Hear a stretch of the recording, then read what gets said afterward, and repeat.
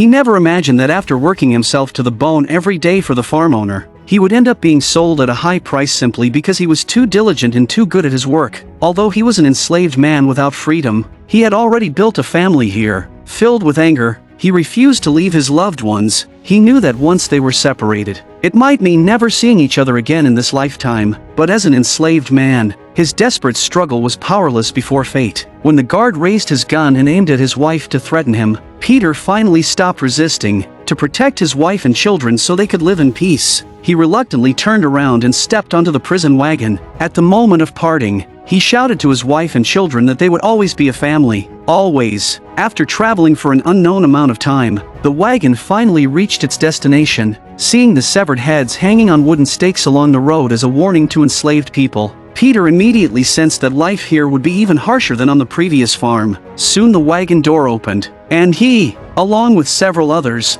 stepped onto the muddy ground and moved forward quickly under the guard's watch. He had barely walked a few steps when he saw a man who had worked only slightly slower get shot on the spot by a guard. Peter had no chance to rest after arriving and was forced to begin grueling labor immediately. The man carrying logs with him kindly explained the rules the guards had set here, but the next second, that same man collapsed from exhaustion after endless labor. Without hesitation, the guard began beating him. Peter wanted to help the man, but the next moment a gun was pointed at his head. The guard warned him that if he interfered again, the consequences would be severe. Facing the threat, Peter was filled with rage, but as an enslaved man he could only stand silently. Fortunately, the guard finally lowered his gun, barely escaping disaster. Peter returned to his heavy work. Just then, a man who had tried to escape the night before was dragged back by the guards on horseback. They pinned him against a wooden post. Then a guard pressed a red-hot branding iron onto his face, leaving a deep mark. Peter saw everything with his own eyes. He secretly vowed that no matter what it took, he would try to escape this hell on earth. But the world might be vast, and still he knew that as an enslaved man, no matter where he ran, he could not escape exploitation.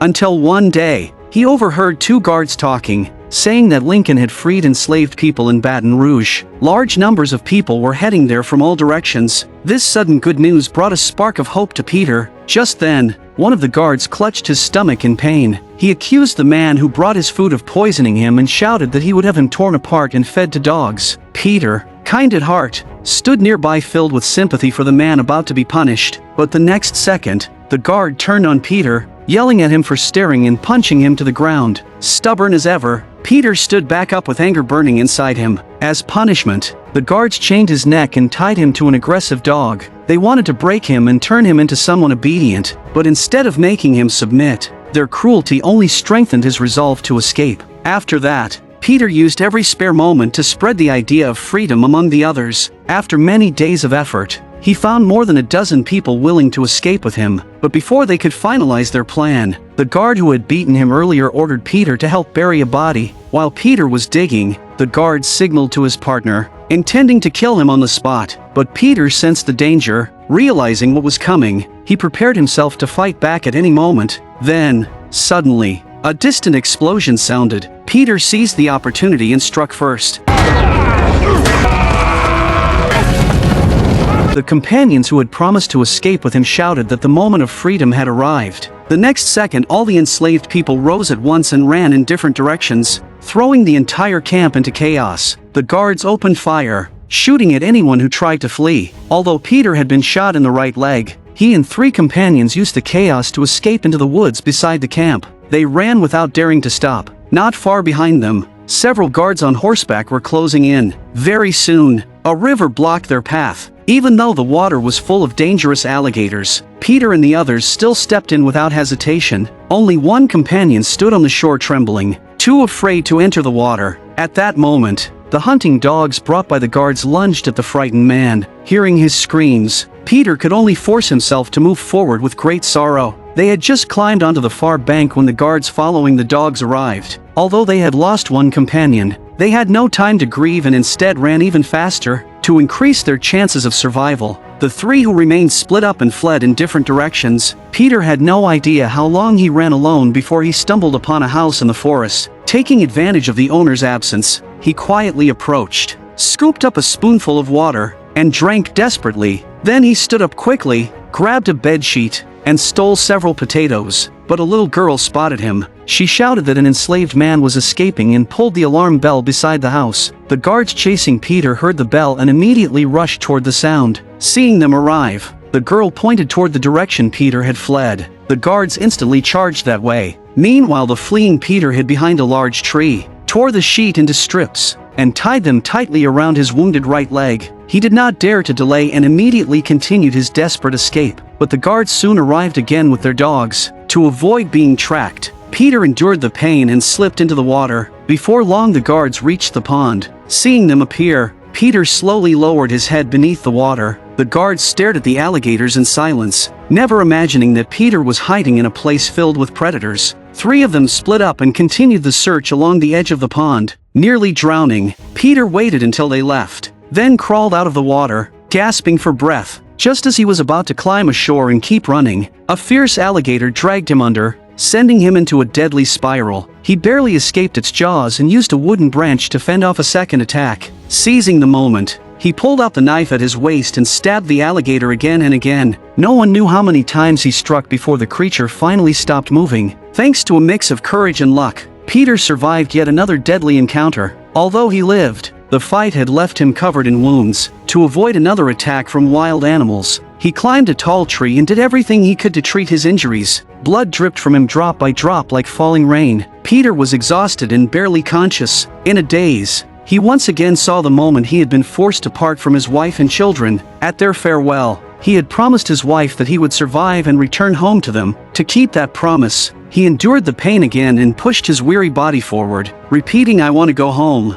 I want to go home." He leaned on a wooden stick and forced himself to keep moving. No one knew how long he walked before he stumbled onto a small hunter's cabin. After making sure no one was around, he climbed the stairs with joy and immediately searched for food. But after looking everywhere, he found nothing that could fill his stomach. However, he noticed a pile of embers that had not burned out. He placed his knife into the fire to heat and clean it, then pressed it against his wounds, because the pursuers might be nearby. He endured the intense pain without making a sound. Just as he was about to leave, he spotted a beehive hanging from a tall tree beside the cabin. To regain his strength, he scooped the burning embers into a metal bucket, carried it on his back, and climbed the tree. He used the smoke to drive the bees away so he could gather the honey, but he made a dangerous mistake, because the smoke not only scattered the bees, it also revealed his location to the pursuers. The guards who were searching for him saw the smoke and immediately ran toward it. Fortunately, Peter moved quickly and managed to row away in a small boat before they arrived. He paddled to the middle of the lake, then happily tasted the sweetness of the honey. When he looked up, he saw white clouds and birds in the distance. The water rippled around him,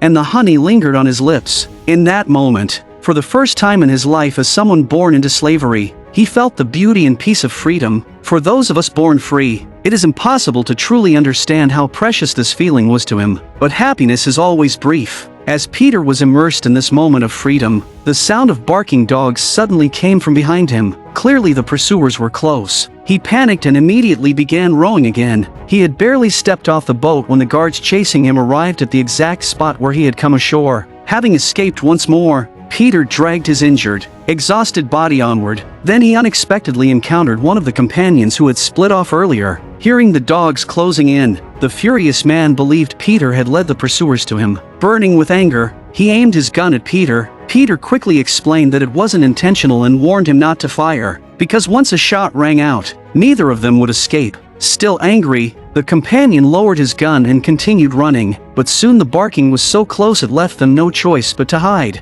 The guards appeared the next second. The companion hiding in the tree was spotted. Furious, he raised his gun at the 2 guards, shouting that he would never go back and never live as a slave again. He warned them that if they refused to let him go, he would fight to the end. But while he faced off against the 2 guards, another guard arrived and suddenly fired from behind him. Hit by the shot, he fell from the tall tree to the ground. Then the 3 guards surrounded him and tried to force him to reveal Peter's location. Fortunately, even in his last moments, he never betrayed Peter, who was hiding not far away. Unable to help, Peter stayed hidden in a tree hollow, filled with grief and anger as he watched his companion suffer. After questioning him and learning nothing, the pursuers ended his companion's life with a knife. Although they had already left, Peter waited a long time before slowly crawling out of the tree hollow. He gave his companion a simple burial, then immediately continued his escape. Late at night, he suddenly saw a large house engulfed in flames. The chaotic scene around it showed that a brutal raid or killing had happened not long ago. Starving,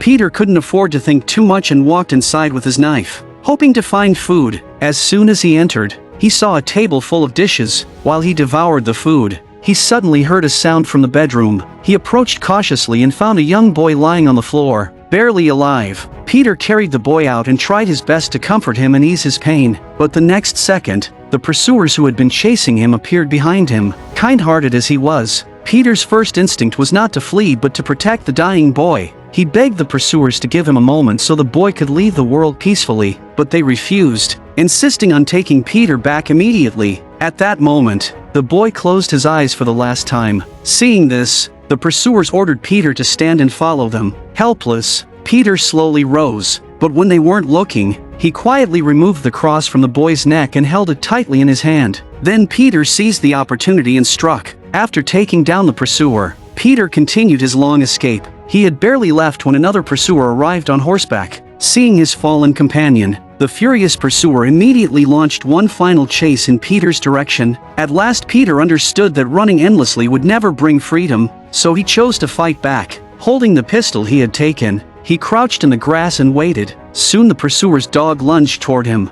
Peter quickly pulled the trigger and stopped the dog that had been helping track him. Seeing the dog fall, the enraged pursuer became even more furious. Peter then fled for 2 more days with all the strength he had left, until one day he stumbled onto a battlefield littered with fallen soldiers. He knelt to search for food and water but found nothing. He was exhausted and weak. He lay among the bodies, staring at the heavy sky. As his consciousness faded, the faces of his wife and children appeared before him. To return to them, he forced his eyes open and pushed himself to stand once more. Seeing smoke and hearing artillery in the distance, he knew Lincoln's army must be fighting the Southern forces. If he could reach them, he could finally shed the identity forced on him and become free. The thought gave him strength, and he ran with everything he had. But just when he believed freedom was within reach, the pursuer burst from the woods and blocked his path. From horseback, the pursuer whipped Peter's back again and again. He shouted that Peter would always be a slave and would never escape him. Then he took out a bit of food,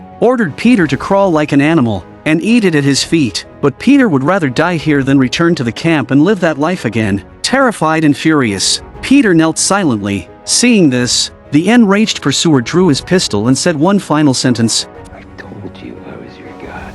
Filled with panic, despair, and unwillingness, Peter knelt on the ground staring at the barrel pointed at his head. He thought his life would end there, but the next second the one who fell from a gunshot was not him but the pursuer. 2 soldiers from the Northern Army, who supported the liberation of enslaved people, had saved him. They themselves had once been enslaved, and after gaining freedom, they enlisted in the Northern Army. Peter followed them to the northern camp. When he opened his eyes and saw sheets fluttering in the wind, he felt a sweetness in the air that tasted like freedom. Anyone who had not been born into slavery could never understand the indescribable happiness that filled him at that moment. Even though Peter was no longer held in bondage, he still could not return to his wife and children, because they were still trapped in the regions that had not been liberated. A northern officer told Peter that to gain freedom, he had to join the army. Only if the Northern Army won would he truly be free. Otherwise he would remain enslaved. So Peter enlisted, not entirely by choice. His dangerous escape for freedom became a story used by the Northern Army to inspire others. Reporters documented his journey in detail, and the deep scars left by years of whippings were something no person with a conscience could forget. Peter was assigned to an all-black regiment. Because the fighting on the front lines was intense, he was sent to the battlefield on his 2nd day without any formal training.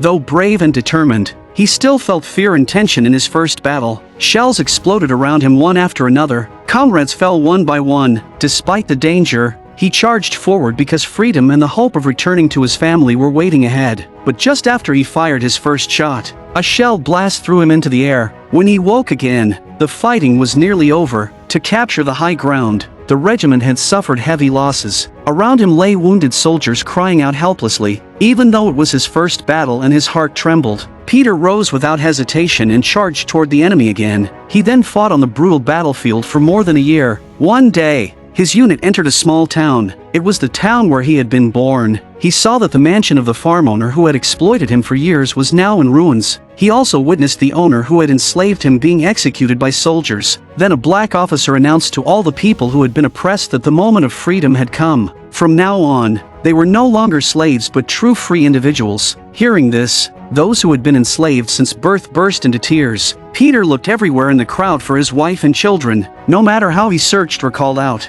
he could not find them. A terrible fear swept over him. Just when he thought he would never see them again, he suddenly heard someone calling his name. He spun around and saw his wife and children standing not far behind him. After being apart for so long, the family embraced each other with tears of joy. At that moment, words became meaningless. Only the smiles on their tear-streaked faces could express the true feeling in their hearts. This kind of happiness and joy could never be understood by anyone who had not lived through it. I'm a movie lover. Thanks for watching and remember to subscribe to my channel. See you next time. Peter had worked himself to the bone for the farm owner and never imagined he'd be sold away just because he was too good at his job. Though he was born enslaved, he had a wife and children he loved deeply, and he knew that once they were separated, they might never see each other again. When a guard pointed a gun at his wife, Peter finally stopped resisting and stepped onto the prison wagon, shouting that they would always be a family. The new camp was pure hell. People were shot for slowing down, beaten for collapsing,